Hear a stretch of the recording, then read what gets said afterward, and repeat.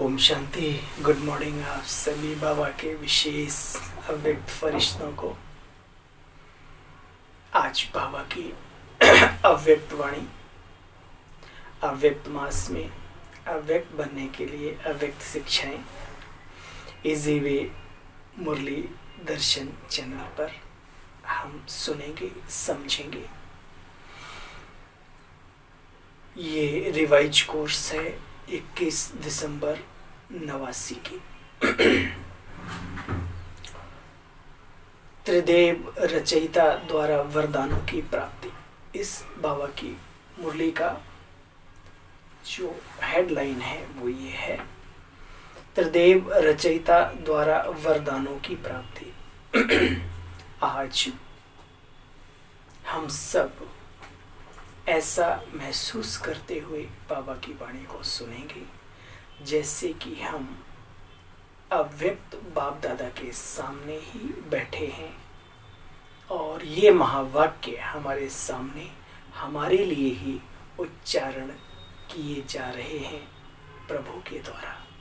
तो चलिए आज त्रिदेव रचयिता अपनी साकारी और आकारी रचना को देख रहे हैं।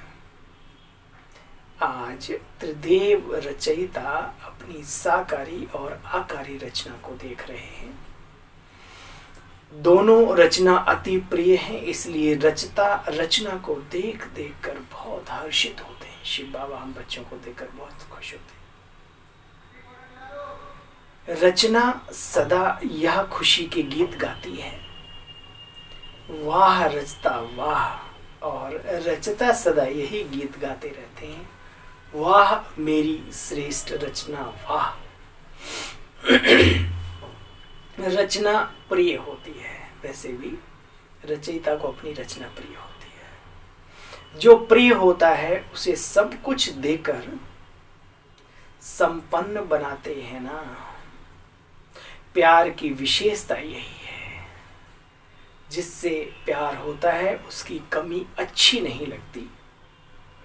कमी को कमाल के रूप में परिवर्तन करते हैं, करेंगे। बाप को भी बच्चों की कमी सदा कमाल के रूप में परिवर्तन करने का सदा शुभ संकल्प रहता है। प्यार में परमात्मा बाप को बच्चों की मेहनत देखी नहीं जाती। कोई मेहनत आवश्यक हो तो बाबा कहते भले करो, लेकिन ब्राह्मण जीवन में मेहनत करने की आवश्यकता नहीं है, क्योंकि दाता, विधाता और वरदाता तीनों संबंध से इतने संपन्न बन जाते हो जो बिना मेहनत के रूहानी मौज में रह सकते हो।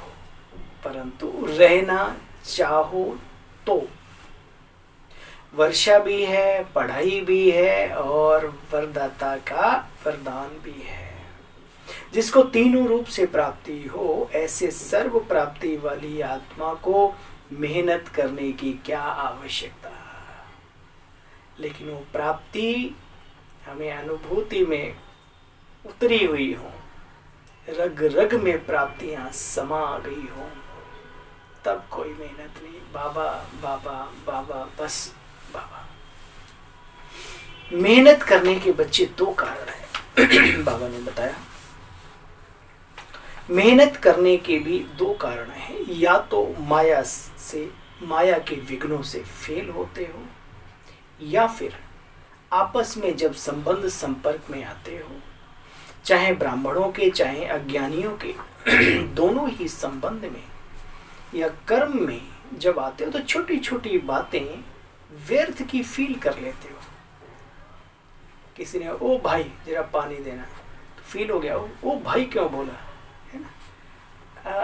किसी ने किसी को समय कम दिया, ज्यादा दे दिया किसी को, मतलब नन्ही नन्ही बातें लाखों हैं अपने आप को निरुत्साहित करने के लिए, अपने आप के जीवन को ध्वस्त करने के लिए, अपने आप को प्रभु से दूर करने के लिए भी लाखों बातें हैं। और लाखों बातें हैं अपने आप को जोड़ने के लिए। तो बाबा कहते हैं 2 चीज़ों के कारण से मेहनत करनी पड़ती है, या तो माया के विघ्नों से बार बार आप फेल होते हो, या फिर व्यर्थ की बातों को फील करते हो, जिसको आप लोग फ्लू की बीमारी कहते हो। फ्लू क्या करता है जानते हो?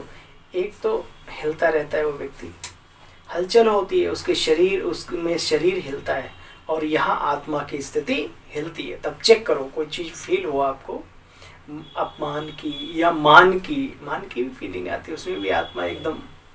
तो बाबा कहते हैं इसलिए संतुलन बनाकर रखना चाहिए अपने इस योगी जीवन का। मान सम्मान, सुख दुख, ये प्राकृतिक नियम है। देखो कभी सर्दी है तो कभी गर्मी है तो कभी, अब उसमें व्याकुल थोड़ी हुआ जाता है ना? जीवन तो जिया जाता है ना उसमें भी, आपके अनुकूल मौसम हो या ना भी हो। यहाँ आत्मा की स्थिति हिलती है बच्चे, मन हिलता है, वहाँ मुख कड़वा होता है, यहाँ मुख से कड़वे बोल निकलने लग पड़ते हैं। हाँ, औरों के प्रति, जिनकी बातें व्यर्थ की फील होती हैं उनके प्रति। देखो बच्चे, इसलिए फेल ना हो, ना फेल करो, ना फेल हो ना फेल करो। अब अपने आप को कैसे करना है, अपने आप को इतना तो पुरुषार्थ करना पड़ेगा ना। बाप दादा बच्चों को श्रेष्ठ मत देते हैं, बाबा ने वो तरीका भी बता दिया। शुद्ध फीलिंग बनी रहे, हाँ सौभाग्यशाली हैं हम। शुद्ध फीलिंग में रहने का अंबार भंडार मिला है हमें, उस भंडार से कुछ रतन बाबा ने हमें निकाल के दिए। बाबा ने कहा शुद्ध फीलिंग बच्चे बनी रहे, मैं सर्वश्रेष्ठ, कोटों में कोई और कोई में भी कोई, मैं देव आत्मा, मैं महान आत्मा, मैं ब्राह्मण आत्मा, मैं विशेष पाठधारी आत्मा हूँ। इस फीलिंग में रहने वाले को व्यर्थ की फीलिंग का फ्लू नहीं लग सकता, और फेल भी नहीं हो सकता माया के विघ्नों से। जहाँ शुद्ध फीलिंग होगी वहाँ अशुद्ध फीलिंग नहीं हो सकती। एक म्यान में कहावत है, 2 तलवार नहीं रह सकती, या तो मन में राम रहे या काम रहे, है ना? एक साथ दोनों नहीं रह सकते। जैसे रवि और रजनी, यानी रोशनी, उजाला, प्रकाश, सूर्य का और अंधकार एक साथ नहीं रहता। ऐसे ही बाबा कहते हैं शुद्ध फीलिंग के साथ अशुद्धता की फीलिंग हो ही नहीं सकती। तो क्या करना है? अशुद्धता को छोड़ने की बजाय आप शुद्ध फीलिंग में रहने का अभ्यास करो, वो चीजें अपने आप छूट जाएंगी। ये व्यक्तिगत अनुभव है। देखो आप अधिकारी, आप आत्माओं में अधिकारीपन के संस्कार हैं। हम सतयुगी साम्राज्य देख कर नहीं, हम उसका अनुभव करके आए। आप आत्माओं में अधिकारीपन के संस्कार हैं, इसलिए परिचय मिलते ही अधिकारी बन गए। समझा? भक्तों को भी कोई जगह दो। दोनों में आप ही आएंगे क्या? उन्हों का भी आधा कल्प है। सतयुग त्रेता आपका है तो द्वापर कलयुग उनका भी रहने दो। आपका भी आधा कल्प, उनका भी आधा कल्प। उन्हों को भी गायन माला में आना ही है। फिर भी दुनिया वाले से तो बच्चे अच्छे हैं और कोई तरफ बुद्धि नहीं, बाप की तरफ बुद्धि है। शुद्ध भी रहते हैं, पवित्रता का फल भी मिलता है और वे गायन योग्य भी बनते हैं। इसलिए भक्त का मजाक नहीं उड़ाना चाहिए ज्ञानी होने के बाद। औरों से तो अच्छे हैं ना जो कुछ नहीं कर सकते, और हम भी कभी उस भक्ति को पूरा करके ही ज्ञान में आए हैं। तो बाबा कहते हैं गायन योग्य होने का फल भी मिलता है, पवित्रता का भी फल मिलता है, शुद्ध भी रहते हैं। आपकी पूजा होगी, उन्हों की पूजा नहीं होती। सिर्फ स्टेचू बना करके रखते हैं गायन के लिए, एक जगह साइड में बना देते किसी भक्त का। आप बच्चे पूज्य बनते हो, तो आप पूजनीय आत्माएं हो। या नशा सदा स्मृति में रखो। कम से कम आज पूरा दिन याद रहे कि मैं पूज्य आत्मा हूं। ठीक है, सदा नशा स्मृति में रखो। पूज्य आत्मा कभी कोई अपवित्र कर्म तो क्या, संकल्प को भी टच नहीं कर सकती, ऐसे पूज्य बनते हो। फिर बाबा ने पंजाब और राजस्थान ग्रुप वालों से बातचीत की। आप होली हंस किसको परखने वाले हो? समर्थ क्या होता है, व्यर्थ क्या होता है, शुद्ध क्या है, अशुद्ध क्या है। ऐसे आप होली हंस व्यर्थ को छोड़ देते हो और समर्थ संकल्प को धारण करते हो। अगर व्यर्थ आ भी जाए तो धारण नहीं करना, करते नहीं है जो परखने की शक्ति जिनमें है। व्यर्थ बहुत सुना, बाबा कहते हैं द्वापर से और कलयुग, अभी इस संगम युगी जीवन से आप थोड़ा पीछे हट के जाओ। व्यर्थ बहुत सुना, बहुत कुछ व्यर्थ बोला किया, लेकिन उसका परिणाम क्या हुआ? गंवाया, सब कुछ गंवाया। उस व्यर्थ ने क्या किया? समय, शक्ति, सब कुछ गंवाया। तन भी गंवा दिया ना। देवताओं के तन देखो और अभी के अपने तन देखो। होली हंस गंवाने वाला नहीं, जमा करने वाला होता है। तो कौन है हम? होली हंस। बाबा ने 3 जगह बच्चों को विशेष टाइटल दिए। पहले मैं विशेष आत्मा हूँ, विशेष पाठधारी हूँ, देव हैं। और फिर बाबा ने कहा मैं पूज्य आत्मा हूँ। और अभी बाबा कहते हैं होली हंस। होली हंस माना जो गंवाने वाले नहीं, जमा करने वाले। सारे कल्प में बाप दादा कहते बच्चे महसूस करो, सारे कल्प में कमाई जमा करने का समय अभी है। हर चीज का सीजन होता है, तो ये सीजन है पूरे कल्प की कमाई का, ये याद रहे। सुनार का सीजन होता है, लोहार का सीजन होता है, कुम्हार का सीजन होता है, किसान का सीजन होता है। तो ऐसे ही हम सब देवात्माओं का सीजन है देवत्व प्राप्त करने का। इस संगम पर इस बात को एहसास करा रहे हैं बाबा। सारे कल्प में कमाई करने का समय अभी है। तो होली हंस अर्थात स्वप्न में, संकल्प में भी व्यर्थ समय नहीं गंवाएंगे जो होली हंस है। होली अर्थात सदा पवित्रता की शक्ति से अपवित्रता को सेकंड में भगाने वाले। आएगी नहीं ये जरूरी नहीं, आप तुरंत भगा दें उसको। माया भी दुनिया में है, आना कोई बड़ी बात थोड़ी है। पवित्रता की शक्ति बच्चे कितनी महान है। संपूर्ण पवित्रता ऐसी शक्ति, श्रेष्ठ शक्ति है। अंत में जब संपूर्ण हो जाएंगे तो आपके श्रेष्ठ संकल्प में लगन की अग्नि से यह सब किचड़ा भस्म हो जाएगा। उसके लिए योग की ज्वाला हो।